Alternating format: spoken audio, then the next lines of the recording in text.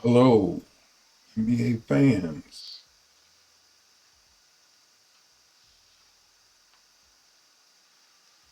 Just my opinion. Sports Talk with Big J coming to you live from Plainfield, Illinois.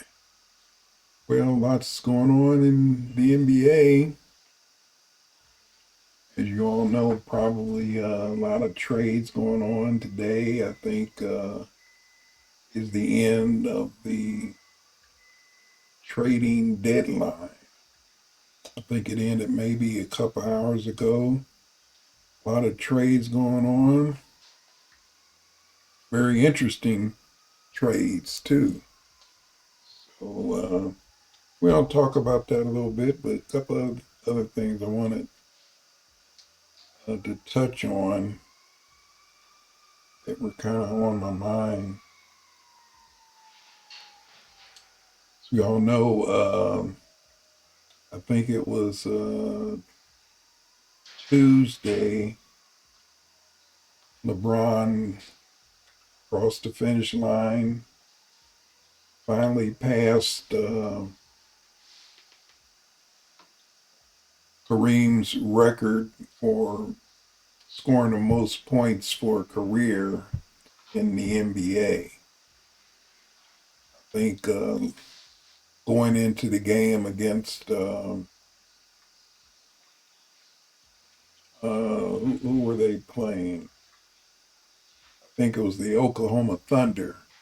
Going into that game, LeBron needed like 36 points, and I think he ended up with 38 points.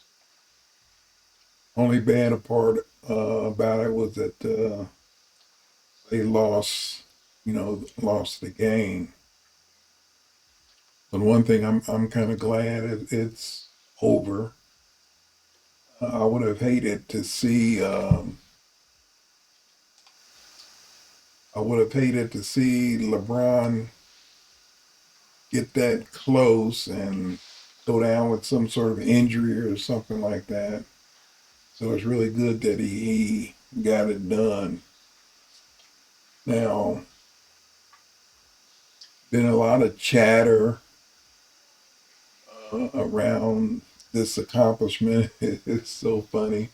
I'm looking on Facebook. There's so many discussions now about LeBron and the whole GOAT debate. And of course, people are either on one side or the other. But the other side, to me, I'm a LeBron fan, but the other side are people seem so hateful.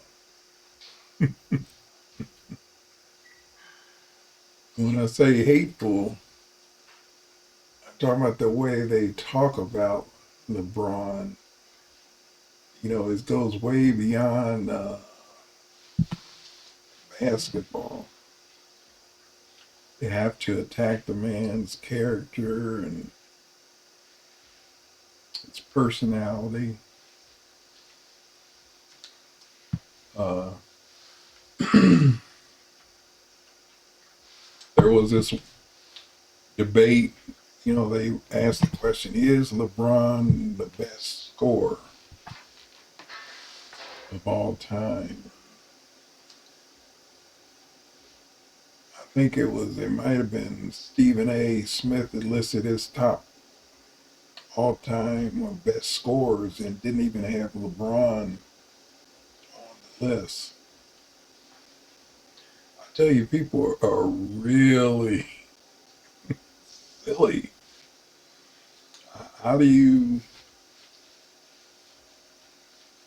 exclude the man from your top scorers list who has the most points in the history of the NBA? But then you say he's not one of the best scorers. That oh boy, it's so funny. And then who was it? Chris Broussard. Okay, he posted a video where he's talking about,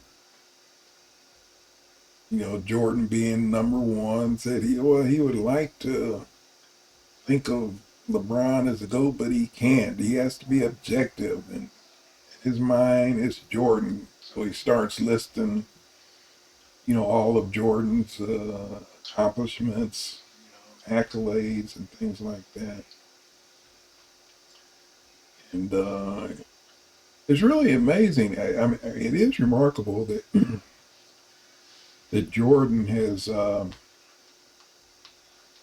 created this persona for himself and all the mythology surrounding him, where people focus in on this narrow aspects of him and exclude everything else.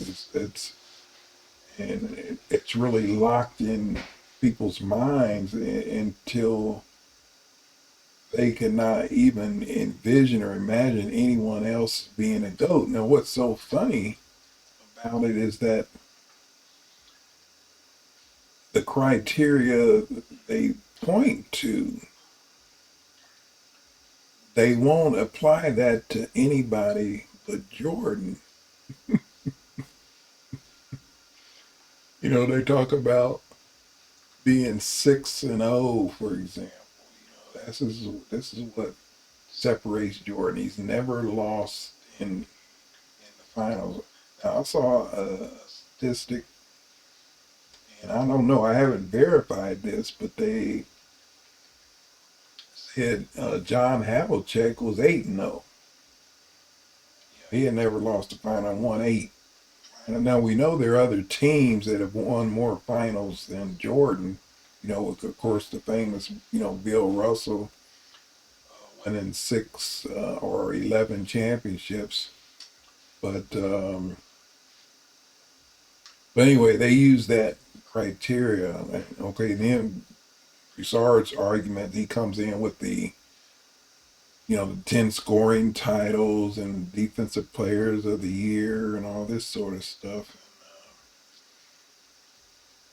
And I'm thinking, yeah, scoring titles, it's fine, but um, Magic Johnson didn't have any scoring titles. I don't think Larry Bird had any scoring titles. Uh, you know,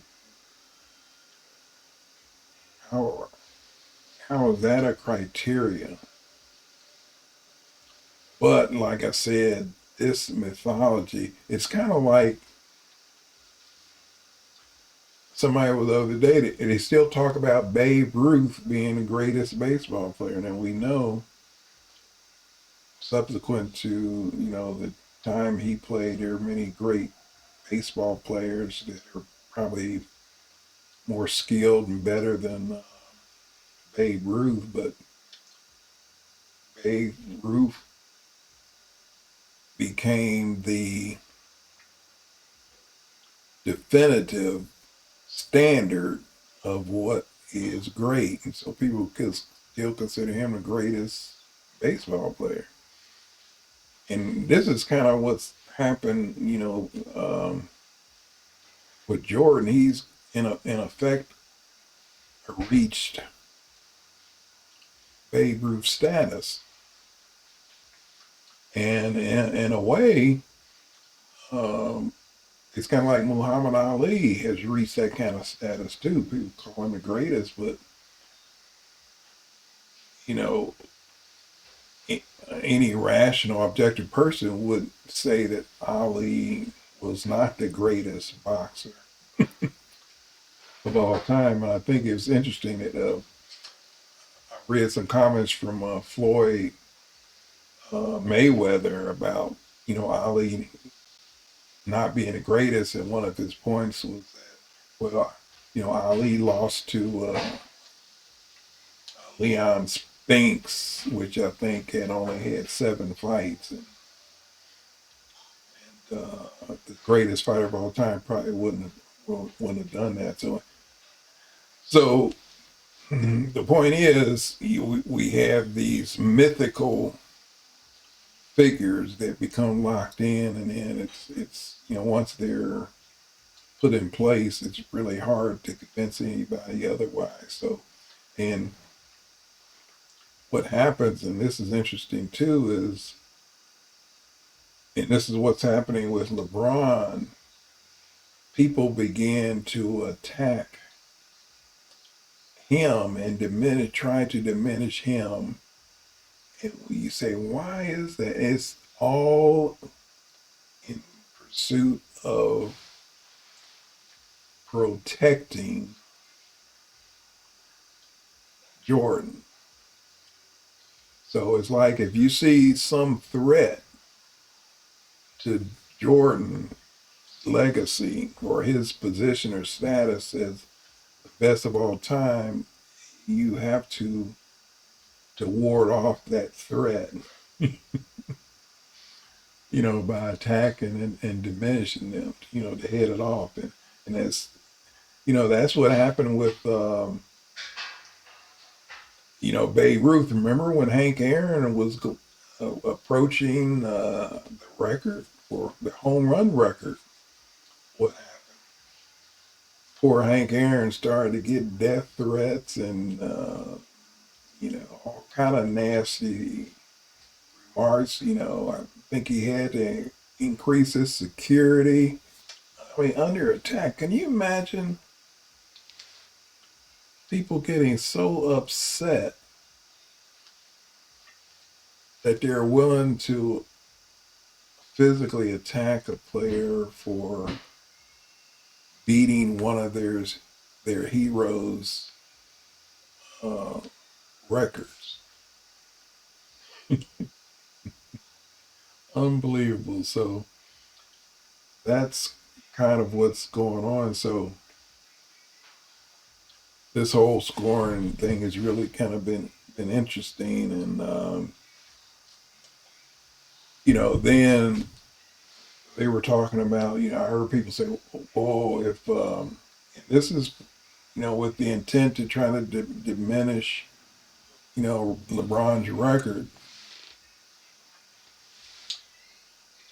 They said, "Well, what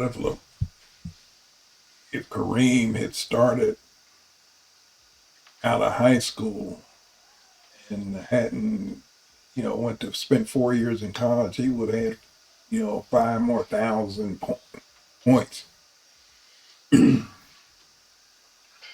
I'm thinking, do people really even think what they're saying? Why does that mean he would have 5,000 or so more points over what he's already got? 20 years is 20 years. Now, if he had started from high school and still played 20 years, that doesn't mean he would have scored more points.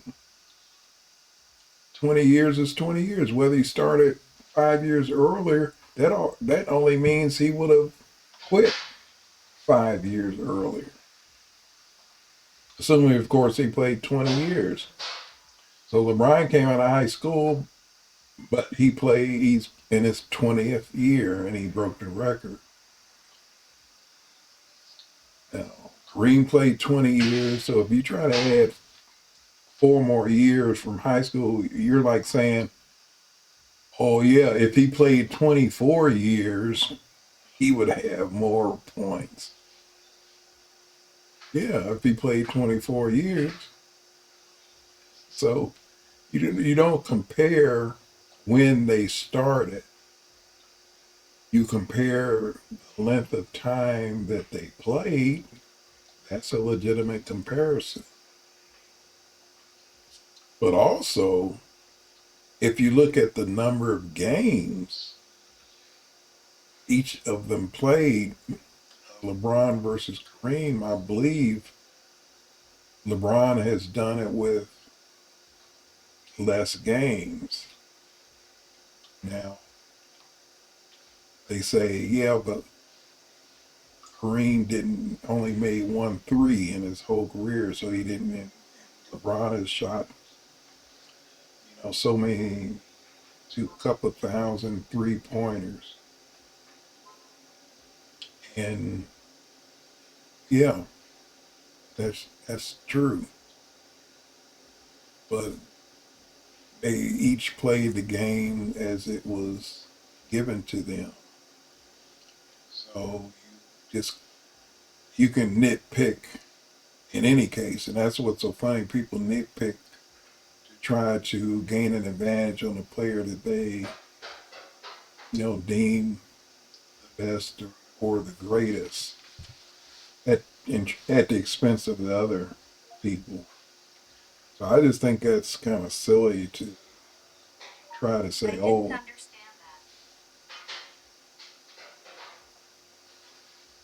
so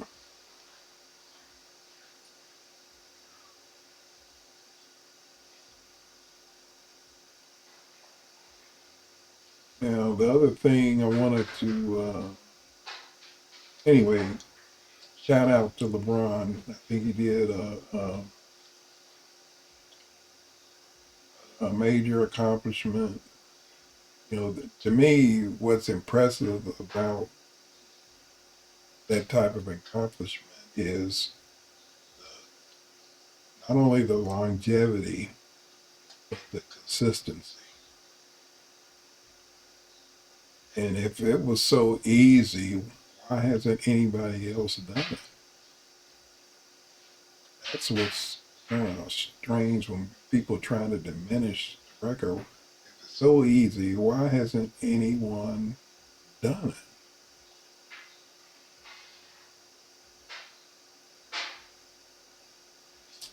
LeBron was in 10, has went to 10 finals. He went to 8 straight. So that was easy. How come nobody else has done it if it was that easy? Now, one that old game on Tuesday,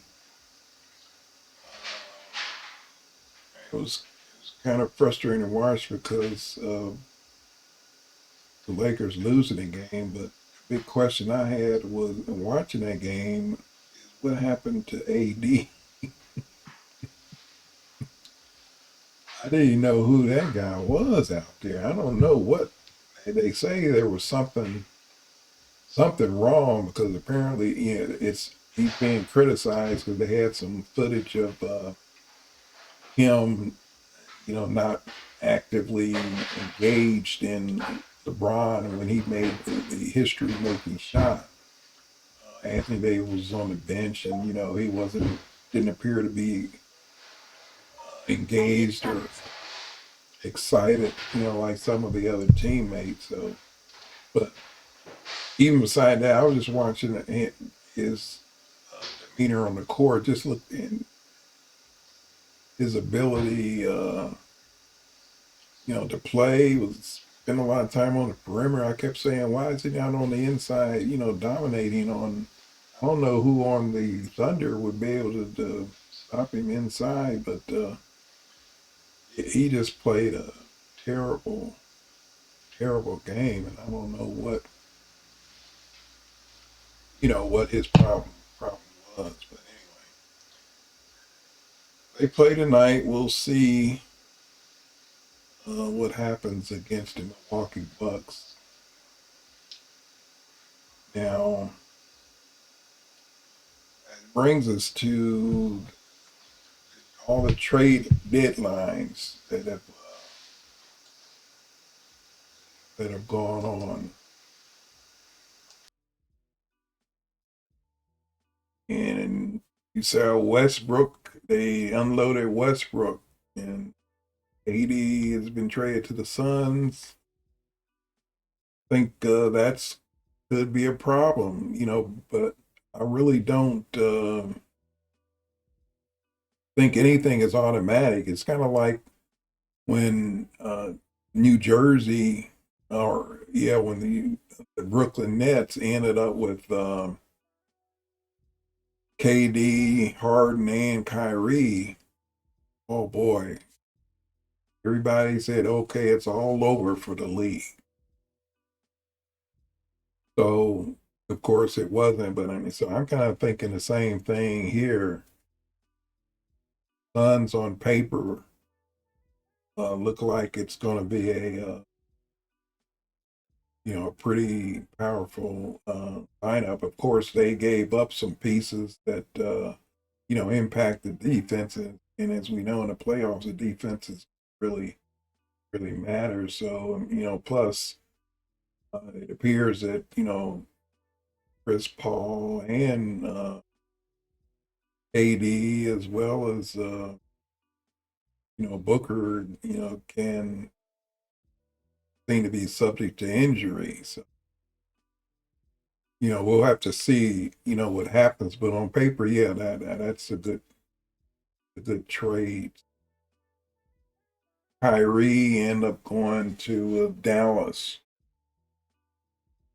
which is a good trade for them. They need it. They need somebody to help out Luka, somebody that can handle the ball and score at will. That's going to be positive. But still say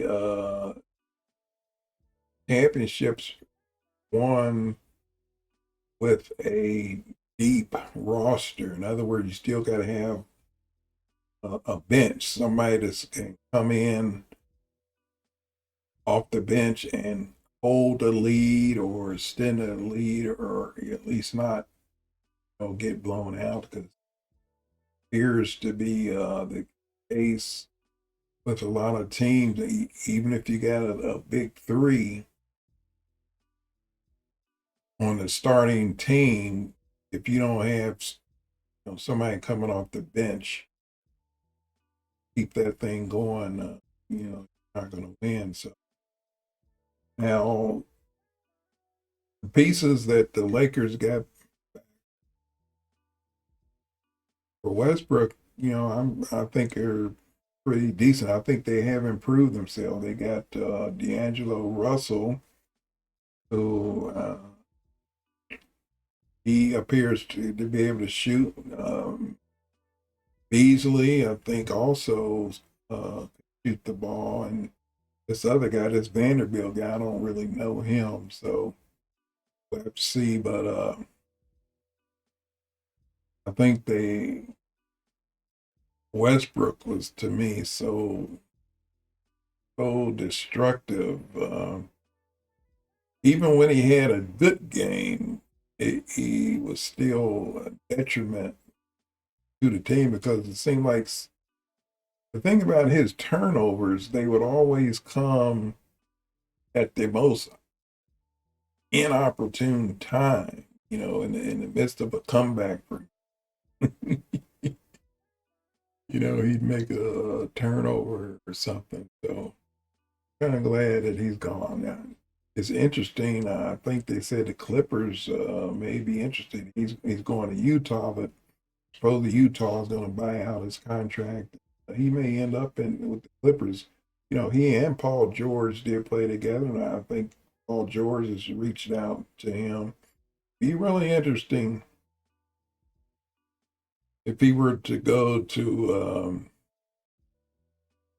Clippers and actually end up being his former self. But I don't know. I don't know how he's going to learn to shoot better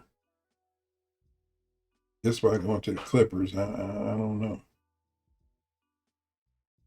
And they've actually replaced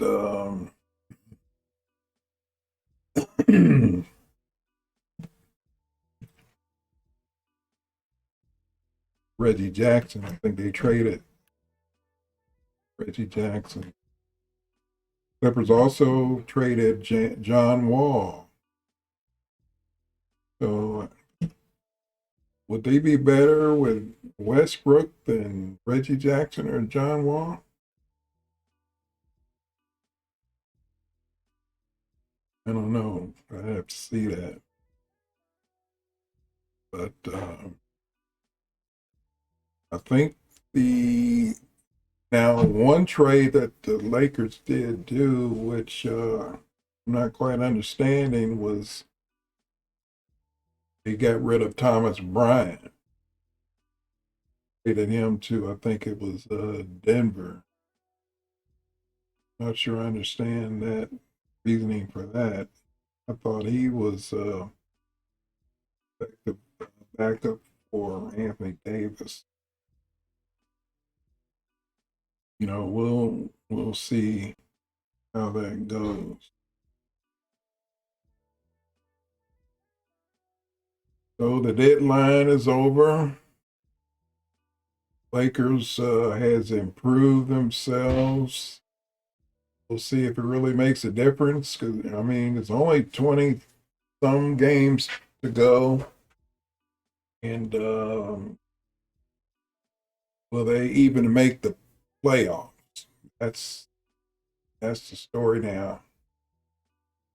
Will the Lakers even make the playoffs? If I were to bet, unless something has changed with these trades, if they really make a difference, I'm thinking that they won't. And finally, I wanted to talk a little bit about this player empowerment, because when they talk about LeBron's legacy, I heard, I think it was Colin Coward who was saying that in terms of LeBron's legacy, it's basically the one about creating this player empowerment. And also heard a fan call in on a talk show, was complaining about the players having too much power. With Kyrie essentially forcing his way out of Brooklyn, and Durant had kind of done the same thing as far as demanding trades, and he ended up going where he wanted to go, which was Phoenix. Do the players have too much power? This guy was really criticizing LeBron. He's just ruining the NBA. Players got too much power. And I'm thinking, to me, that's kind of slave mentality. Think that you should not have any power when you have a service, a skill that people are willing to pay for. Why shouldn't you have some control over your destiny?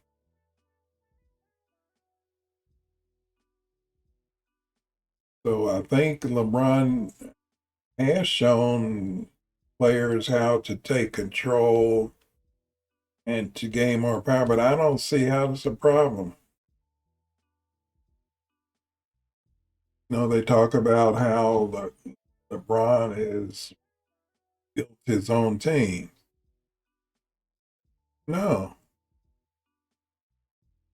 the general managers or the owners, they determine who's on the team.